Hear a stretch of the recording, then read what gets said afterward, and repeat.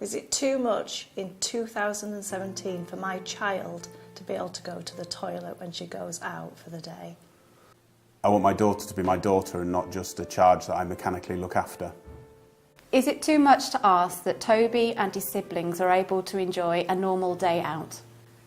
Oliver and Maisie have quite a lot of activities, all of which Toby is excluded from because we can't access wherever the swimming pool that Maisie's swimming at or Oliver's going to. It is very hard, and I think the majority of our life is done as a split family, whereas Toby's carers look after Toby and Matt and I deal with the other two children.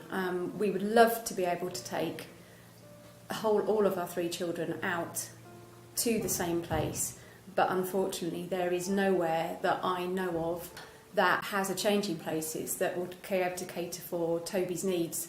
I can't access a swimming pool because there isn't either the changing places, or I can't get Toby in the water. There isn't a restaurant I can take my family for a meal to. All the kind of the family activities that you'd go to, Newby Hall, Fountains Abbey, Wensleydale Railway, Kipling Hall, none of them have a changing places, so when Toby needs changing we either have to leave or go home.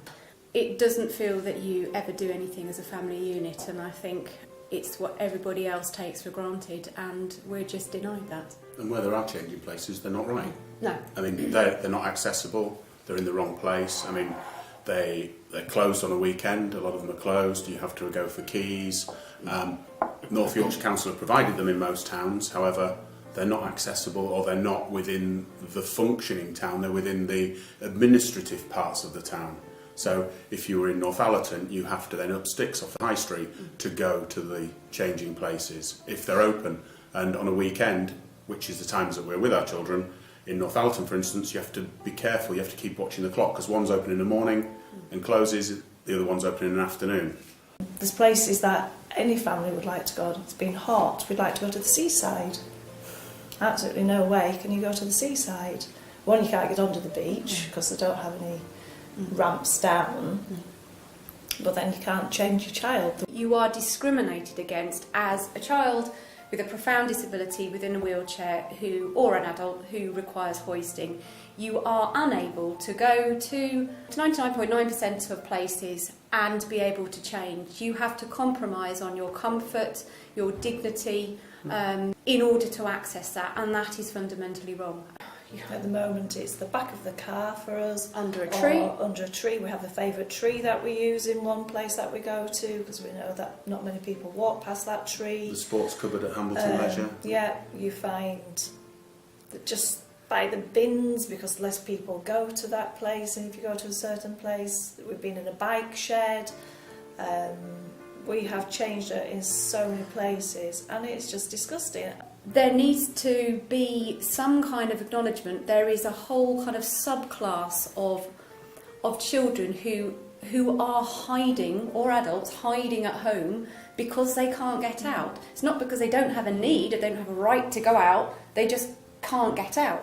I would invite anyone out to come out with a day with us to a facility which does not have a changing places, which is to everywhere, and see what it is like to try to care for a child and toilet a child who is going through puberty in a public place, with all the manual handling that is involved in that.